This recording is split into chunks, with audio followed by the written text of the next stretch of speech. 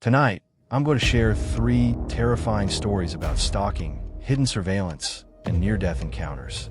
These stories were submitted anonymously, so some could be true, and some could be false. It's up to you to decide, research, and judge for yourself. Either way, they're written to give you chills, suspense, and that uneasy feeling you can't shake. Turn down the lights, get comfortable, and let's begin. And a few years ago, I moved into a small, aging apartment complex just outside the city. It wasn't anything special. 1 bedroom, creaky floors, thin walls, but it was cheap, and for someone living alone for the first time, it felt like a big step. For the first week or so, everything seemed normal. I got used to the sounds of the building, the hum of pipes, the occasional footsteps in the hall. But soon, little things started making me feel uneasy. At first, it was subtle. I'd leave my keys on the kitchen counter and come home to find them on the table. Or a cabinet would be slightly open when I knew I had shut it. I assumed it was me. Stress, forgetfulness, adjusting to a new environment. But then came the feeling of being watched. It wasn't constant, but in certain rooms, especially the living room, I would feel a pressure on the back of my neck, the kind of instinctual warning you get when someone's eyes are on you. I'd catch myself glancing around, waiting for something, someone, to move. Of course, nothing ever did. One night, everything changed. I was sitting on the couch watching TV when I heard a faint tapping behind me. The walls in the building were old, so noise wasn't unusual, but this wasn't the pipes or the heater. It was rhythmic, deliberate. I got up, followed the sound toward a framed picture hanging on the wall between the kitchen and living room. The tapping stopped when I touched the frame, and as I adjusted it slightly, something caught the light from the TV, a tiny metallic glimmer behind the picture. A camera, a small, almost invisible camera lens, drilled into the wall. My stomach dropped so hard I nearly threw up. My mind raced. How long had it been there? How many were there? Who put it in? I tore the entire wall area apart in a panic. I didn't find more cameras that night, but the presence of just one was enough to ruin any sense of safety I'd left. The next morning, I went to the building manager, and she brushed me off, claiming she had no idea how a camera got there. She suggested maybe the previous tenant put it in. She didn't seem concerned, which made me even more paranoid. The days that followed were hell. I started receiving small notes under my door. Short messages like, "Nice shirt today. You left early this morning. You should close your curtains." Then came Polaroids. Me walking to my car. Me sitting on my couch. Me sleeping. The stalker wasn't just watching me. He had been inside my apartment. I started packing to move out immediately. I didn't care about breaking the lease. I bought a set of heavy locks and installed them myself, and even put my own portable cameras inside the apartment. 2 weeks after moving, when things finally began to calm down, a small padded envelope arrived at my new place. No return address. Inside was a single item, a key, a copy of my old apartment key. Attached to it was a note. "You forgot your spare." My chest tightened, and I felt that cold, dead feeling spread through me. This person had been inside. He had known my schedule, my habits, my belongings, everything.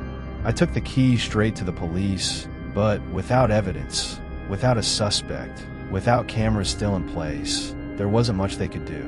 A couple of weeks later, I got a call from the manager of my old apartment complex. A maintenance worker had found something strange in apartment 4B, the unit directly across from mine, which I had always thought was empty. The police wanted me to come in. When I arrived, 2 officers were already there. They walked me through what they had found, a hidden crawl space, accessible only by removing an old panel behind the bathroom wall. Inside was a makeshift sleeping area, blankets, food wrappers, and a collection of small items taken from various tenants, including a few things that were mine. But the real shock was when they told me that the person who had been living there, didn't survive. The structure behind the walls was old, and part of it collapsed on him. Based on his condition, the collapse likely happened about a week after I moved out. He had been living inside the walls, watching tenants through vents, through drilled holes, through hidden cameras, observing them silently, learning their routines, becoming a ghost in the building. I stood there, numb, listening to the officers explain all this. I didn't know whether to feel terrified or relieved. Before I left, one of the officers handed me a small evidence bag. Inside was something they found near the crawlspace entrance. A keychain I had lost months earlier. Nothing threatening. No message. Just something he had quietly taken. When I walked out of that building for the last time, I finally felt it. Real relief. Not because the situation wasn't horrifying, but because for once, there was an answer. The uncertainty was gone. The man was gone. And for the first time in months, I knew he wasn't coming back.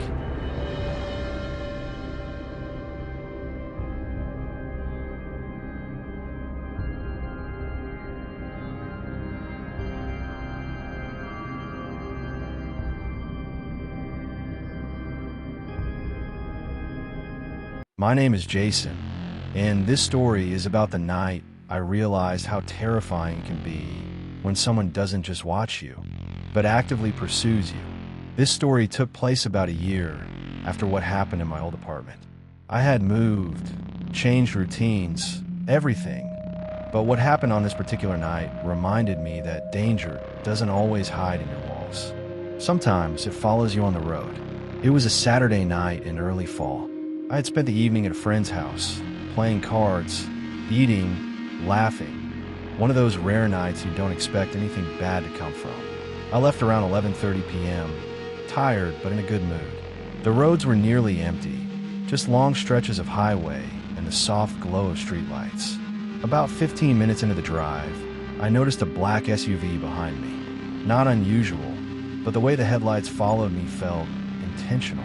I ignored it first. But mile after mile, the SUV stayed exactly the same distance behind me. I changed lanes. It changed lanes. I slowed down. It slowed down. I sped up slightly.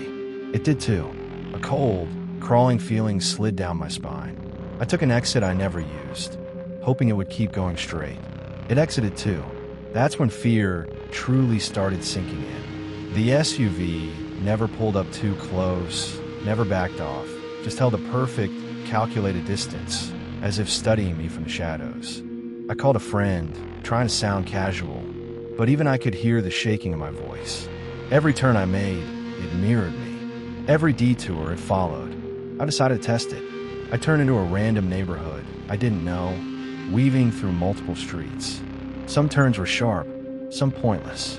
Each time, the SUV followed, unbothered, steady, no hesitation. No confusion, no mistake.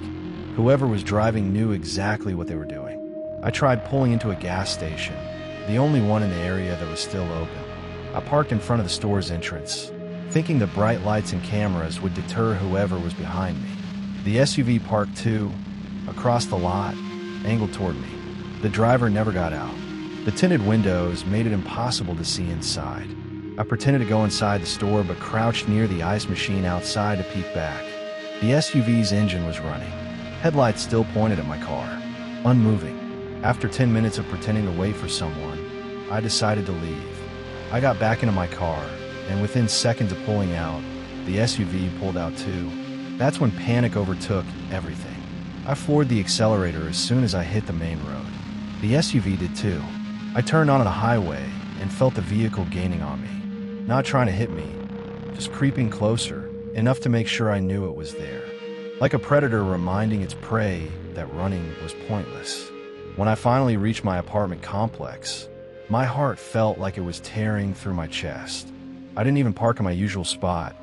I pulled into a random one right near my building's entrance, jumped out, and sprinted inside.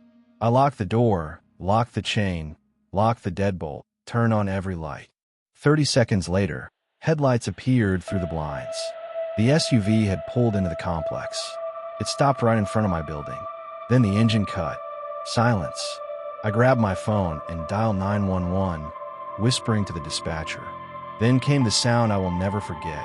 A loud, violent crash against my door. Someone pounding, shoulder checking it, trying to break it open. The door shook in its frame. I backed into the hallway, adrenaline making my vision swim. Another crash.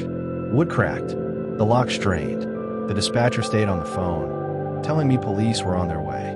I could barely breathe. Then, suddenly, everything stopped. The banging, the footsteps, the headlights. When the police arrived minutes later, the SUV was gone. The driver gone. No plates caught. No cameras that got a clear look. The officers checked my door, reinforced it, searched the building, the parking lot. Nothing. It was like the SUV had vanished the moment the police lights were visible. I didn't sleep that night, or the next night, or the next week. I moved again less than a month later. Whoever was in that SUV didn't want to scare me. They want to catch me off guard. They followed me with intention, control, and patience. And when they realized the police were coming, they disappeared like smoke. I still think about how close they got to breaking the door, how long they'd followed me, how they stayed just far enough behind so I couldn't see their face, how they knew exactly where I lived. I never saw the SUV again, but I will never forget how it felt to be hunted on the open road.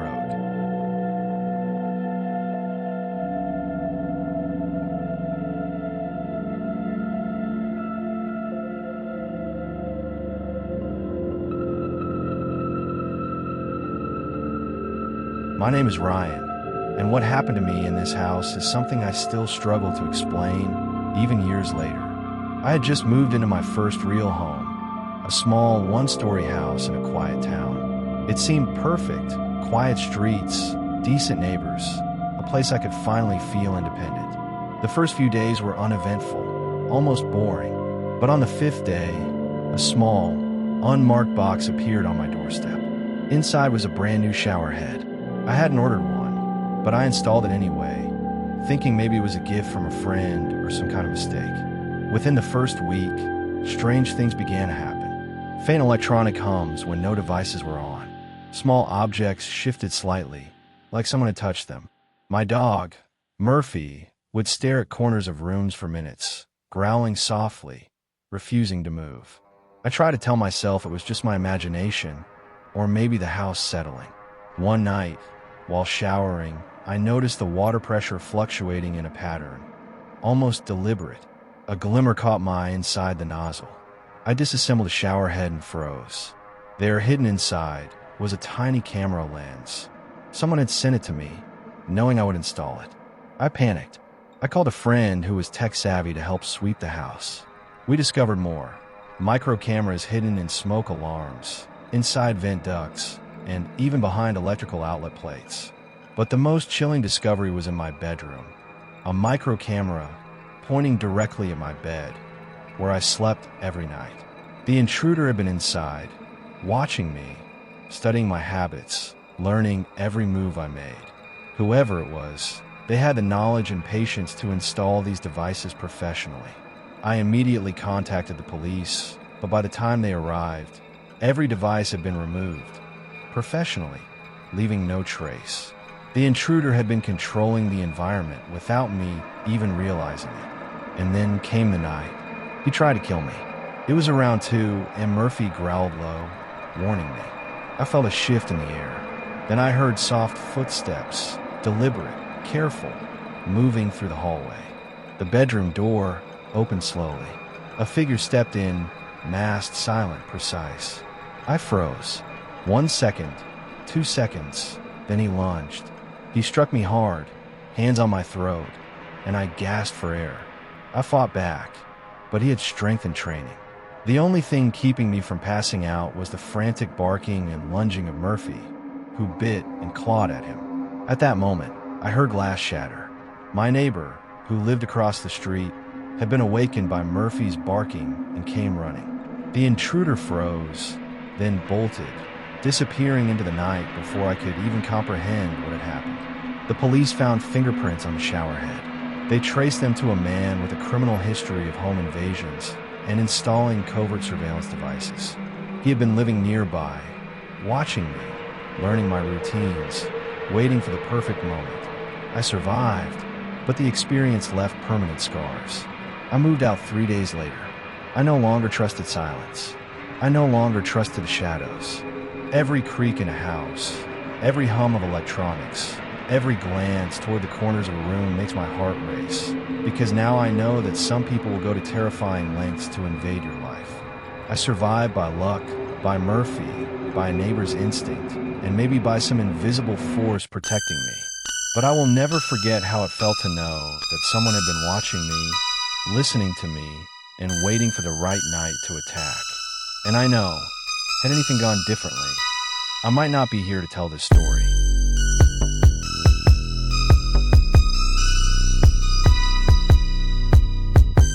And that's it for tonight's stories. Tales of shadows, silent watchers, and danger that creeps closer than you think. Some may be true, some may be fiction, but one thing is certain. Fear doesn't need permission to find you. So as you sit in the quiet and wonder if you're truly alone, remember this. Stalking is more than physical pursuit. It's a calculated invasion of privacy, a slow erosion of peace, and terror that lingers long after the stalker is gone. Every mundane moment, making coffee, walking to your car, opening a door, can feel dangerous. Scars of being watched do not vanish, and that, more than anything, is terrifying.